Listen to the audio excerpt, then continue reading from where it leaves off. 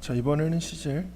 지금처럼 주절이 있고 접속사 이하 종속절이 있는 경우에 종속절의 동사는 주절의 동사가 과거인 경우에 이 종속절의 동사는 과거나 또는 대과거 동사를 쓴다라는 걸 원칙으로 하고 있고, 예외적으로 지금처럼 지구가 태양의 둘레를 돈다라는 보편적인 사실, 보편적 사실, 그 다음에 불변의 진리, 그리고 마지막으로 현재의 습관, 이런 내용들이 이 종속절 안에 들어오게 됐을 땐 이 원칙을 지키지 않고 그대로 현재 사실을 쓴다. 그래서 답이 moves가 된다는 거죠. 주절이 told라는 과거일지라도. 이번 같은 경우도 보면 이제 여기까지가 주절이고 이 that 이하가 종속절인데, 주절 역시 used라는 과거 동사를 쓰고 있지만 이 that절 이하 종속절의 내용이 정직이 가장 좋은 정책이다라는 것 자체가 보편적 사실이므로 역시 현재 동사를 쓴다는 것.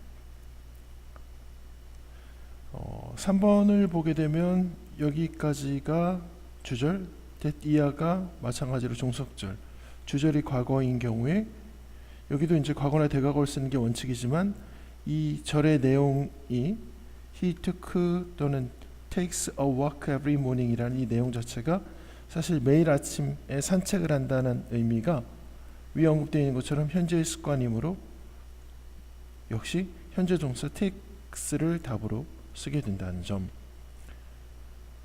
이제 시제에서는 지금처럼 1, 2, 3번을 통해서 보는 것처럼 시제 일치라는 원칙 후에 그 원칙에서 벗어나는 예외적인 것들에 대한 설명이 이제 주를 이룬다고 보면 되고, 네 번째, 커즌이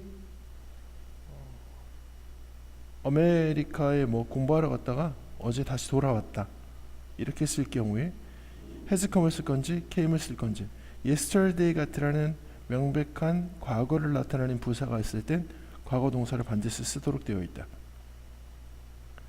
5번은 마찬가지로 흐름을 이렇게 쭉 보는데 last night 이라는 명백한 과거 시점을 나타내는 부사가 있으니까 have gone이라는 현재 완료는 쓸 수 없다. 과거 시점을 나타내는 부사와 현재 완료는 같이 쓰지 않는다. 과거 시점이 있을 때는 과거 동사를 쓴다. 그 다음 6번 문제도 보면 식중독에 걸렸다. food poisoning이라는 게 식중독이니까.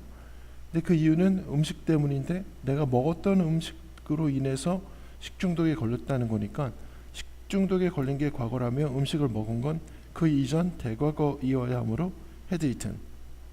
7번은 미래를 쓸 건지 will finish라는 아니면 will have finished라는 미래 완료를 쓸 건지라는 문제인데, 이렇게 3시간 후라는 미래 시점이 언급되어 있는 경우에, 그런 경우에는 미래 완료 시제를 쓰도록 되어 있다.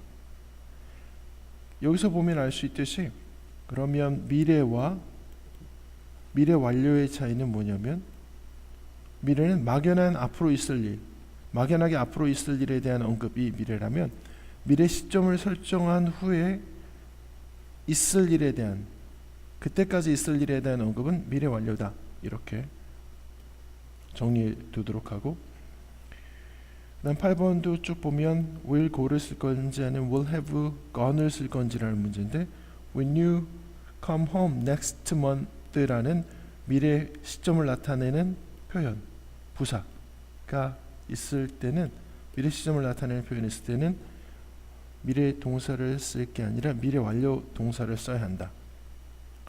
9번은 must study를 쓸 건지 아니면 must have studied를 쓸 건지 이런 얘기인데, 테스트를 위해서 열심히 공부하다라는 의미고, 근데 그때, 이제 그때라는 게 과거 시점을 나타내는 과거부사인데, 과거 시점 과거부사.